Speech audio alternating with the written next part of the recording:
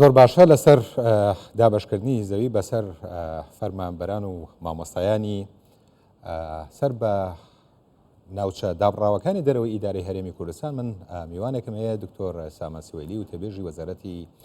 پەروەردە. دکتۆر جان، ئەم کاتە باش بڕیاری دابەشکردنی زەوی بەسەر فەرمانبەرانی ناوچەکانی دەرەوەی ئیدارەی هەرێمی کوردستان بۆ ئێوە وەکو وەزارەتی پەروەردە ئەم بڕیارە چەندە بڕیارێکی گرنگ بوو و مامۆستایان و فەرمانبەران مۆکۆرترەکە لەسەر کارەکەیان بە تایبەتی لەو ناوچەیی کە ئاڵنگاریەکی زۆریان ڕوبەڕوە بێتەوە. بەڵێ سوپاس بۆم دەرفەتە.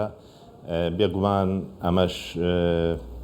شاکارێکی تری حکوومەتی هەرێمی کوردستان و خودی جەنابی سەرۆکی حکوومەتی هەرێمی کوردستان ڕێزار کاک مەسرور بارزانیە کە هەمیشە جەنابیان وەک دڵسۆزی خۆی وەک پەرۆشی خۆی بۆ ناوچە کوردستانەکانی دەرەوەی ئیدارەی هەرێم ئەم بڕیارەیدا کە ئەوانیش فەرمانبەران و مامۆسایانی ئێمەش لە سنووری مادەی 140 یاخود ناوچە کوردستانەکانی دەرەوەی ئیدارەی هەرێم بێبەش نەبن لەو بەخشینە لەو ئیمتیازەی کە بۆ سەرجەم فەرمانبەران و مامۆسایان لە هەرێمی کوردستان بە دابەشکردنی پارچە زەوی بۆ هەر یەکێکیان ئەوانەی کە بە پێی ڕێنماییەکانی وەزارەتی شارەوانی دەیانگرێتەوە. ئەمە بێگومان مای خۆشحاڵی ئێمەیەوە گرنگێکی زۆر گەورەی هەیە هەم لە ڕووی لە ڕەهەندی نەتەوەیەوە کە ئەمە کوردستانی بوونی ئەو ناوچانە بۆ دەیان جار دەسەلمێنێتەوە، دوو کە ئەوەی حکوومەتی هەرێمی کوردستان و خودی جەنابی سەرۆکی حکوومەت بە یەک چاوسێری دانیشتوانی هەرێمی کوردستان و بە ناوچە کوردستانەکانی دەرەوەی ئیدارەی هەرێمەکات. من هەر بالمناسبە حەز دەکەم لێرە وەک نمونەیەکتر باسی بکەم. پێش چەند ساڵێک پێش 2 ساڵیان 3 ساڵ بوو ئێمە لە سەروبەندی ڕێزلێنان لە قوتابی یەکەمەکانی هەرێمی کوردستان بووین دەرچوانی پۆلی 12 ئامادەیی. ئەو کات جیاوازی تەوقیتی نێوان تاقیکردنەوە گشتیەکانی بەغداد لەگەڵ ئەوانەی هەرێم جیاوازیمان هەبوو. ئێمە زووتر تاو بووین، زووتر ئەنجامەکانمان ڕاگەیاندەبوو، ئامادەکاریمان بۆ مەراسیم کردبوو. لەسەر داوای جەنابی سەرۆکی حکوومەت مەراسیمەکە تەجیل کرا بۆ ئەوەی نەتیجەی ئیمتحاناتی قوتابیانی کەرکووک و ناوچە کوردستانەکانی دەرەوەی ئیدارەی هەرێمیش دەربچێ بۆ ئەوەی قوتابی یەکەمەکانی ئەوانیش بە هەمان شێوە خەڵات بکرێن لەگەڵ قوتابیانی هەرێمی کوردستانە. ئەمە پەرۆشی جەنابیانە، ئەمە سیاسەتی حکوومەتی هەرێمی کوردستانە کە بە یەک چاوسێری دانیشتوانی کوردستانەکە چه ئەوانەی لەناو هەرێمان چه ئەوانەی لە دەرەوەی ئیدارەی هەرێمیشن. بێگومان ئەمە گرنگێکی گەورەی هەیە لەبەرەوەی ئەو مامۆسایانی ئێمەش لە سنووری خوێندنی کوردی لە کەرکووک ساڵانێکە ئەوانیش هاوشێوەی فەرمانبەران و مامۆسایانی حکوومەتی هەرێمی کوردستان خزمەتیان کردووە و ڕەنجیان داوە و زۆر جار لەوێ لە کاتێکە دوو جۆر خوێندن هەیە، خوێندنێکیان سەر بە حکوومەتی فیدرالە، خوێندنێکیان سەر بە حکوومەتی هەرێمە. زۆر جار موچەی ئەوان نەکاتی خۆی دەدرا بەهۆی ئەو ئابڵوقە و ئەو گەمار و ئەو سیاسەتە ناڕەوایانەی کە بەرامبەر حکوومەتی هەرێمی کوردستان دەگیرا لە دواخستنی موچە و نەناردنی بودجە و لە مەشاکلانە. زۆر جار ئەو فەرمانبەران و مامۆسایانی ئێمە لە کەرکووک دووچاری جۆرێک لە شەڕی دەرونی دەبوون. قوتابخانەی لەولاوە سەر بە خوێندنی حکوومەتی فیدرال بوو، ئەوان موچیان لە کاتی خۆیان وەردەگر، ئەوانەی ئێمە موچیان دوا دەخرا. ئەمە بەڕاستی سەلمێنرا کە جەنابی سەرۆکی حکوومەت و حکوومەتی هەرێمی کوردستان بەگشتی خەمخۆری ئەوانن و هیچ جیاوازیەک ناکەن و بەدڵنیاییەوە ئەمە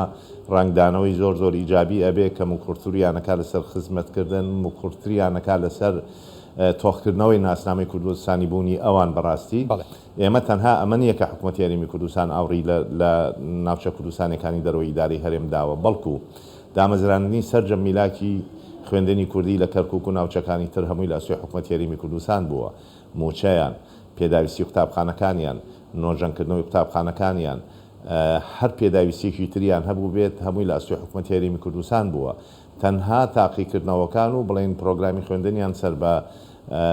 حکوومەتی فیدرال بووە.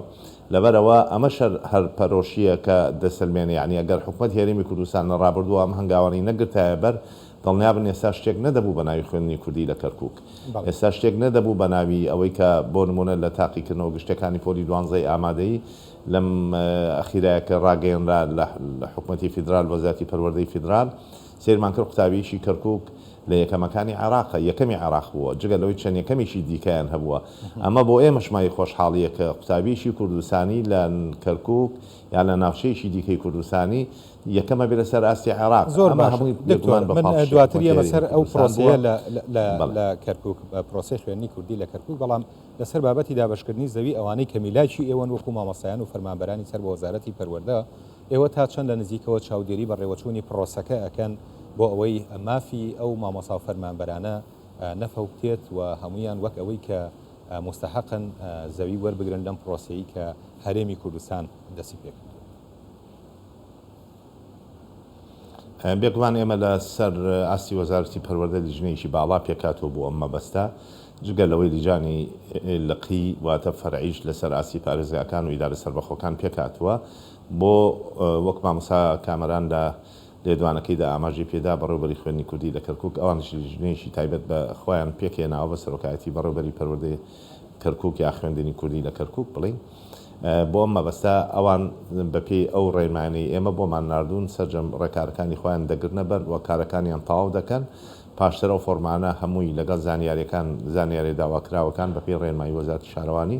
هەمووی دەگەڕێنەوە بۆ ئەو لیژنە باڵایی لە وەزارەتی پەروەردە پێکێنراوە هاوشێوەی هەمان پارێزگا و هەمان پارێزگاکان و ئیدارە سەربەخۆکانی دیکە یعنی وەک پارێزگایەکی کوردستانی ئێمە مامەڵەیان لەگەڵ دەکەین واتە چی بۆ فەرمانبەرێکی دوهۆک بۆ مامۆسایەکی سۆران بۆ مامۆسایەک لە سلێمانی لە گەرمیان لە هەولێر لە هەر شوێنێک چاو بەدواداچوونی بوێ هەمان ڕێکاریش بۆ ئەوان دەگرینە بەر و نایڵین مافی یەک کەسیان بفەوتێ بەڕاستی بەڵام بێگومان جەنابتان دەزانن کە دابشکردنی زەوی و ئەو ئیستحقاقە بە گوێرەی کۆمەڵێ مەرج و ڕێنماییە کە وەزارەتی شارەوانی دایناوە بۆیە هەر فەرمانبەرێک بە گوێرەی ئەو ڕێنماییە پێویستە سوودمەند بێ ئەوە بێگومان کە سوودمەند دەبێ و بێگومان وەزارەتی پەروەردە هەموو پاڵپشتێکیان پێشکەشەکە و ڕێکاری ئیداری وەکو گوتم کۆمەڵی لیژان پێکاتووە کە هەمووی لەژێر شەتی لیژنەیەکی باڵایەن لە وەزارەتی پەروەردە و متابعی ڕۆژانە هەیە بۆ ئیش و کارەکان و خودی جەنابی وەزیری پەروەردەش هەفتەی ڕۆژێک بۆ جارێک بۆ دوو جار من ئاگادارم کۆبوونەوە لەسەر ئەم پرسە لەگەڵ لیژنەی باڵاکە دەکا بۆ متابعکردن و چۆنێتی بەڕێوەچوونی ئیش و کارەکان چ لە کەرکووک چ لە ناوچە کوردستانەکانی دیکە و چ بۆ پارێزگاوی ئیدارە سەربەخۆکانیش لە ناوهەرێ زۆر باشە لە قسەکان تا ئاماژە بۆکە کە حکوومەتی هەرێمی کوردستان گرنگێکی زۆر بە پرۆسەی خوێندن لە ناوچەکانی دەرەوەی ئیدارەی هەرێمی کوردستانە دەدات دکتۆرە ئەمەوێ پرسیاری ئەوە بکەم کە ئایا بە دەنگەوە هاتنی خەڵک بە تایبەتی خەڵکی کورد لەو ناوچانە بۆ پرۆسەی خوێندنی کوردی چۆن؟ بێگومان لە ڕابردووە زۆر باشتر بوو زۆر باش بوو بەڵام بەداخەوە لە دوای ڕووداوەکانی 16 ئۆکتۆبەر بمانەوێ نەمانەوێت کاریگەری ئەو ئەحداسە ئەو ڕووداوە ناخۆشانی بەسەر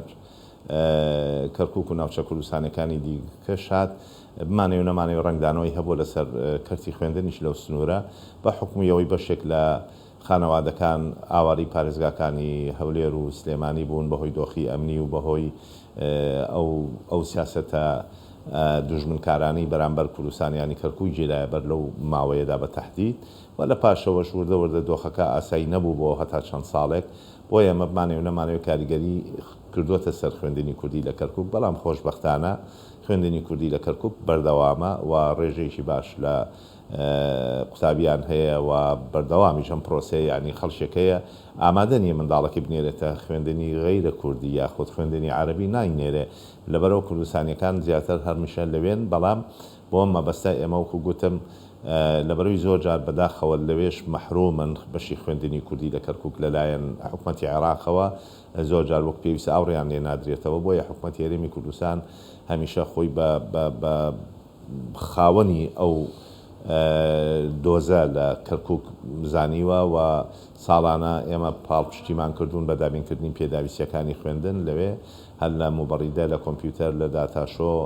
لە پێویستیەکانی تر لە موبەڕیدە لە هەموو پێداویستیەکانی تر هەیان بۆ بێ هەر کاتێک بەڕێوەبەری خوێندنی کوردی لە کەرکووک پێداویستی مەشاکل گرفتەکانی هەبوو بێ و هەر بۆ زانیاری جەنابیشتان بەڕێوەبەری خوێندنی کوردی کەرکووک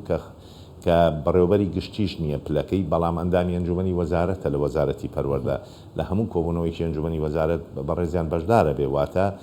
ئێمە حسابی پارێزگایشی هەرێمی کوردستانمان بۆ کردوون یعنی هەر وەک پارێزگاکانی دیکە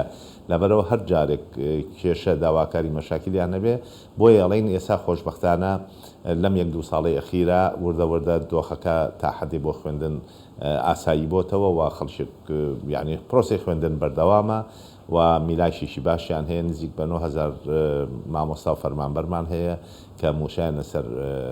حکومەتی هەرێمی کوردستان بۆ تا ئێستا گرێبەستیان هەبوو بێ ئەوان گرێبەستە بوو بێ لە حکومەتی هەرێمەوان حیسایان هەبووە ئێمە لە وەزارەتی پەروەردە و کاتانی وانە بێژمان دادەنا بە هەمان شدوانە بێ شمولی ئەوانیشی دەکرد بە گوێرەی پێویستی و قوتابخانەکانیان بۆیان هەبووانە بێژ دابنێن بۆ شایستەی دارایی وانە بێژەکانیان لە وەزارەتی دارایی حکومەتی هەرێمی کوردستانەوە بۆ خرج کراوە بۆیە سوپاس بەخوای ساتوانین بڵین باشە لە دۆخێکی باشایە خوێندنی کوردی لە کەرکووک بەڵام کاریگەری ڕووداوەکانی 16 ئۆکتۆبەر مانوێنەمانەوە بۆ چەند ساڵێک کاریگەری نەرێنی کردە سەر ئەو پرۆسەیە زۆر باشە دکتۆر لە قسەکانتە ئاماژە بووە کە حکوومەتی فیدراڵ هیچ جۆرە هاوکاریە کۆکو هاوکاری ناکات تەنها لە بواری پرۆگرامەکە هاوکارە لەگەڵتانە ئێوە داواتان نەکردووە لە حکوومەتی عێراق و هەماهەنگیتان نیە لەگەڵیان یان نەخێر ئەوان خۆیان نایانەوێت هاوکاری پرۆسەی خوێندنی کوردی لە ناوچەدا بڕاوەکان بکەن ڕاستیەکەی کاکە ئامارێمە بۆ ئەو قوتابیە ئاوارانەی کە لە ئاواری ناوخۆن لە پارێزگاکانی ناوەڕاستی عێراق بە تایبەتی ڕویان لە هەرێمی کوردستان کردووە لە دوای ساڵی 2014 هاتنی تیرۆریستانی داعش بۆ ناوچەکە و نائەمنیەتی ناوچەکانیان نزیکەی 191,500 قوتابی پارێزگاکانی عێراق لە هەرێمی کوردستان دەخوێنن کە زۆرترین ڕێژەیشیان لە پارێزگای هەولێر و دهۆکن حکومەتی فیدرال بۆ ئەمانش هیچ بەدەمەوە چوونێکی نەبووە یعنی ئێمە حتا ئەوان لە ناو باڵەخانەی قوتابخانەکانی ئێمە دەخوێنن زۆرینەیان یعنی ئێمە بە جەنابی وەزیر بە سەردانی فەرمی سەردانی سەرۆکوەزیرانی عێراقی فیدرالی کرد بۆ سەردانی وەزیری پەروەردەی کردووە دووسێ جار و داواکاری گەیاندۆتە ئەوان کە پێویستە ئاورێک لەم قوتابخانە ئاوارانەی ناوخۆ بدرێتەوە کە یا باڵەخانی قوتابخانەیان بۆ دروست بکرێ یا مەسەلەن ئەو قوتابخانانە نۆژەم بکرێتەوە کە تیایدا دەخوێنن چکە لۆدی زۆر لەسرە بەڵام بەداخەوە ئامادە نەبوون حتا بۆ دابینکردنی نەوت بۆیان ئامادە نەبوون هیچ شتێک لەمانە بکەن بۆ نمونە لە چوارچێوەی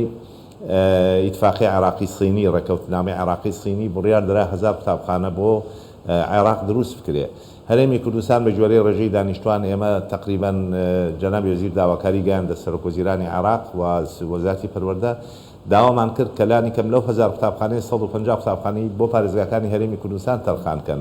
بەڵێنیشیاندا نەیان بردەسەر جا کەرکووکیش بە هەمان دۆخە بەداخەوە ئاوڕی جدی لە خوێندنی کوردی لە کەرکووک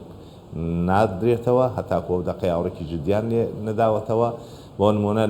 لەو پرۆسەی باڵەخانە دروستکردنی کە لە عێراقەیە ئێمە دڵنیان کە لە بەشی خوێندنی کوردی کەمترین ژمارەی بۆ دانرێ یا هەر بۆی داناندێ بەراورد بە ناوچەکانی تری عێراق لەبەرەوە جۆرێک لە سیاسەتی تەهمیشکردن هەبووە هەتاکوی ئێستا ئەمە بۆ کۆی پرۆسەکان نەک بە تەنها بۆ پەروەردە بەسەوە ئێمە مەبەستمانە قسەی لەسەر بکەین بۆ پرۆسەی پەروەردە و خوێندن تەهمیشکردنێکەیە پراوێستخستنێکەیە لە کەرکووک لەلایەن حکومەتی فیدرالەوە ئومێد دەکەین کە لەمە دووە ئەوەش تێپەڕێ و حکومەتی عێراقیش بە یەک چاوسێری ئەو ناوچانە بکە لانی کەم لە کەرکووک کە شاری پێکەوە ژیانە ڕاستە و